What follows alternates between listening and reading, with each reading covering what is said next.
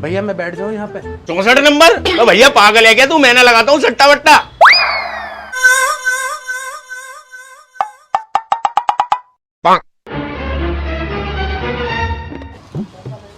भाई यार बुरा मत मानना, वो मैं साइकोलॉजी का स्टूडेंट हूँ ना, तो आजकल रिसर्च कर रहा हूँ कि ह्यूमन नेचर में किस तरह से बदलाव आते हैं। 72 नंबर? तुझे कैसे पता सट्टे में 72 नंबर ही निकलेगा आज?